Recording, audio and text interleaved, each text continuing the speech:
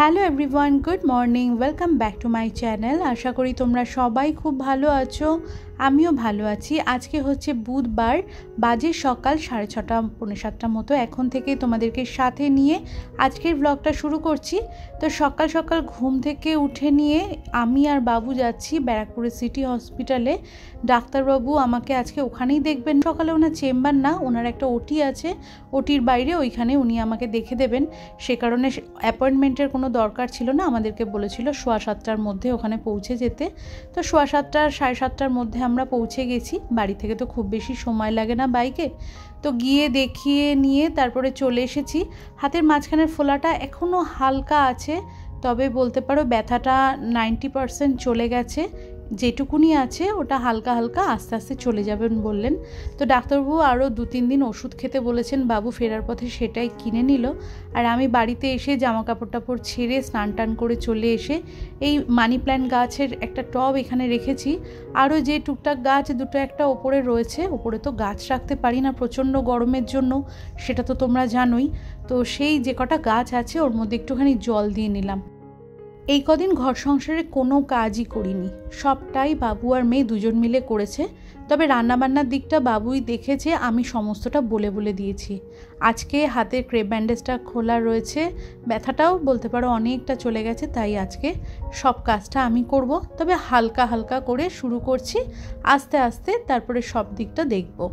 ডাক্তারবাবু বলেছিলেন যতটা হাতটাতে রেস্ট দেওয়া যাবে তত তাড়াতাড়ি ব্যথাটা কমবে বা যে যন্ত্রণা হচ্ছিল সেগুলো ঠিক হয়ে যাবে। সারাদিনে বেশিরভাগ সময়টাতেই তো ক্রেপ ব্যান্ডেজ বাঁধা থাকতো, আর যখন খোলা থাকতো তখন ওই বরফের শেক দিতাম। আর সারাদিনে 3টে করে ওষুধ ছিল। তো আজকেও ওষুধ দিয়েছিলেন, তো আসার সময় তো বাবু কিনে নিল। তো সেটা একটা খাবার আগে আর 2টো খাবার পরে আছে। তো এই হচ্ছে আমার ওষুধ, আর বরফ শেকটা এখনও দিন 7 মতো দিতে বলেছে। হাতের ব্যথাটা যেটুকুনি আছে ওটা আস্তে আস্তে চলে যাবে। তো ঘর সংসারে কাজকর্ম আর বসে থাকবো কেন, ওরা এই কদিন করে দিয়েছে, অনেকটাই করে দিয়েছে। রান্নাবান্নার দিকটা বাবু সবটা সামলেছে। আর তাছাড়াও তো আরও সংসারের অনেক কাজ থাকে, বিছানাপত্র তোলা, বাসি ঘর বারান্দা ঝাড় দেওয়া, জামা কাপড় কাচাকাচি সেগুলো মেলা, ডিশওয়াশারে বাসন ঢোকানো বের করা, এই সব কিছুই মাম্মাম করেছে। তবে ঘর বারান্দা ঝাড় দিয়ে মুছতে মামামের বড়ই যেন কষ্ট হয়, ও এটা একদম করতে চায় না। এই কয়েকদিনের মধ্যে মাত্র 2 দিন ঘর বারান্দা মোছা হয়েছে। বাসি ঘর ঝাড় রোজ পড়েছে, কিন্তু মোছা হয়েছে মাত্র 2 দিন। আর বাবু এই ঝাড় দেওয়া মোছা এগুলো একদমই পারে না করতে। বাবু ওই রান্নার দিকটা দেখেছে, আর মাম্মাম এইটুকুনি করেছে। তো আজকে আমিও মোছামুছি করতে পারবো না, কারণ মপটা ভেজালে বড্ড ভারী হয়ে যায়। বা হাতটাতে ব্যথাটা তো এখনও আছে, আর হঠাৎ করে আজকেই একদম ক্রেপ ব্যান্ডেজ খোলা পেয়ে একদম পুরো তোড়জোড় করে কাজকর্ম শুরু করে দিলে আবার যদি ব্যথাটা নতুন করে হয়, ওরকম ভয়তেই আমি আজকে ভেবেছি সমস্ত হালকা হালকা করেই কাজ করব। আর বাবু আর মাম্মাম সমানে আমাকে বলেই গেছে যে একবারে সব কিছু করতে যেও না, আস্তে আস্তে সব কিছু করলে পরে তাহলে আর অসুবিধা হবে না। তো যাই হোক, বিছানাপত্রগুলো গুছিয়ে নিলাম। আর এই যে বাস্কেটটা দেখলে, এর মধ্যে বাবুর প্রত্যেক দিনের ঘরের পড়ার আর বাইরে এই যে বেরোচ্ছে আসছে, তো এই সমস্ত জামা কাপড় ওখানে থাকে। ঘরের আলনা মতো যেটা আমি ব্যবহার করি সেটা তো দেখেছই, 3টে মাত্র রড লাগানো আছে। আমার জামা কাপড়, মামামের জামা কাপড় ওখানে রেখে বাবুর জামা কাপড় রাখার আর জায়গা হয় না। তাই এই নীল বাস্কেটটার মধ্যে ওর সমস্ত জামা কাপড় একেবারে ভাঁজ করে রেখে দিই। ও আর একটা পুরনো তোয়ালে আছে, সেই তোয়ালেটা ওপর দিয়ে ঢাকা দিয়ে রেখে দিই। মাল্টি কালারের যে ড্রয়ারটা কিনেছি তার ওপরেই এই নীল বাস্কেটটা থাকে, আর ওপর দিয়ে একটা তোয়ালে দিয়ে ঢাকা থাকলে সুন্দরভাবে গোছানোও থাকে। বাইরে থেকে কেউ কিছু বুঝতেও পারবে না কি আছে, আর দেখতেও খারাপ লাগে না। আর আলনাটা দেখতে পেলে ওরাই কিন্তু গুছিয়ে রেখেছে। আমি খালি 2টো হাফ প্যান্ট ছিল, যেটা কোমরটা একটু ভিজে ছিল, দেখে নিয়ে দড়ি থেকে টেনে নামিয়ে এনে ভাঁজ করে রেখে দিলাম। আজকে সকালে জলখাবারটা আমিই বানাচ্ছি, বেশ অনেক দিন পরে রান্নাঘরে কাজ করছি। আটা মাখাই আছে, বাবু গতকাল রাত্রিবেলাতেই আটাটা মেখে রেখেছিল। আমার হাতে লাগার পর থেকে রুটি বাইরে থেকেই কিনে আনা হয়েছে। তবে ভালো রুটি পাওয়া যায় আমাদের স্টেশনের ধারে। বাড়ির সামনে যেখানে রুটির দোকান আছে ওখান থেকে একদিন কিনে এনেছিল বাবু রুটি। তো রাত্রিবেলায় গরম অবস্থাতে খাওয়ার সময়তেই যেন মনে হচ্ছে একদম পাতলা পাঁপড়ের মতো, চিবাতে গেলে দাঁত ব্যথা হয়ে যায়, সেই এত চামড়া চামড়া মতো রুটি। তাই বাবু বলেছিল যে আমি আর মাম্মা মিলে রুটি করে নেব, গরম গরম খেতে তো খারাপ লাগবে না, যেমন পারবো তেমনই খেয়ে নেব। ওই ভেবেই গতকাল রাত্রিবেলাতে আটাটা মেখে রেখেছিল। রোজ রোজ তো স্টেশন অবধি অত দূরে গিয়ে রুটি আনাটা তো সম্ভবও নয়, যতই বাইক থাকুক না কেন। মানুষের সবসময় সারাদিনের পরে অতটা ইচ্ছাও করে না। আমার অ্যাকচুয়ালি সোমবার রাত্রিবেলাতেই ডাক্তার দেখাতে যাওয়ার কথা ছিল। রাত্রিবেলায় 8টার সময় বাড়ি থেকে অত দূরে যাব, যদি ফিরে আসতে লাগে, সে কারণে বাবু বলেছিল যে রিসেপশনে ফোন করে জেনে নিতে যে উনি বসছেন কিনা। ফোন করা মাত্রই জানতে পারলাম যে আজকে মানে সোমবার দিন রাত্রিবেলাতে অর্থোপেডিক ডাক্তার উনি আসছেন না, সেটার বদলে উনি আসবেন বুধবার সকালবেলাতে। বুধবার সকালে ওনার 8টা থেকে না 8:30 থেকে ওটি আছে। তো সেই হিসাব মতোই আমাদেরকে বুধবারে যেতে বলা হয়েছিল। তো আজকে ওই দেখিয়ে ফিরে এলাম। তো মোটামুটি আমি এখন সুস্থ, সংসারের কাজে লেগেছি। তবে ভারী কাজ এখন কিছুই করব না, কয়েকটা দিন পরে নিজের অবস্থা বুঝে ব্যবস্থা এটাই করব আর কি। যেটুকুনি যা দরকার, বাবুর আর মেয়ের হেল্পটা তো আমি অবশ্যই নেব। আর এই তো এখানে সকালে জলখাবারটা বানানো হয়ে গেছে। ভেন্ডি, পেঁয়াজ, 5 ফোড়ন, শুকনো লঙ্কা, কাঁচা লঙ্কা, একটু রসুন দিয়ে ভেজেছি। আর আপেলটা কেটে নিলাম।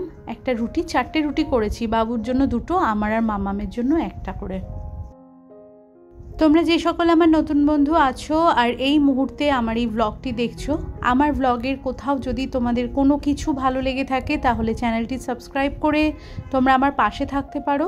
আর তোমরা যারা অলরেডি এই কাজটি করে ফেলেছো, তোমাদের সকলকে জানাই অসংখ্য ধন্যবাদ।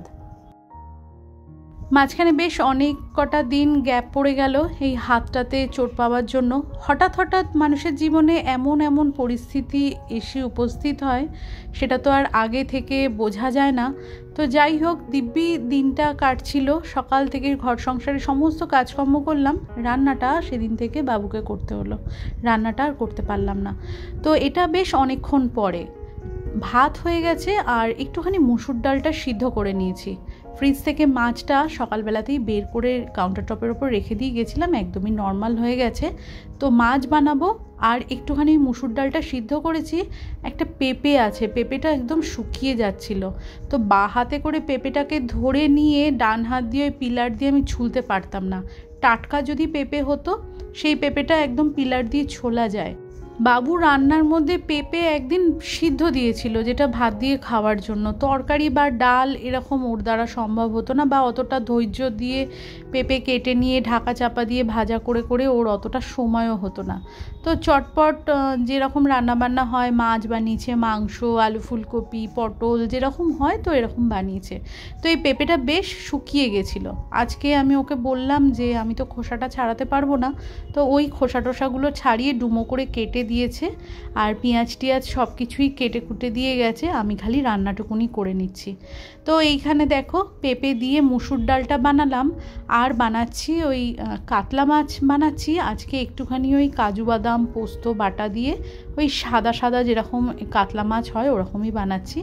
অনুষ্ঠান বাড়িতে এরকম সাদা মাছের গ্রেভি দিয়ে কাতলা মাছ বা রুই মাছ অনেক সময়তে সার্ভ করা হয়।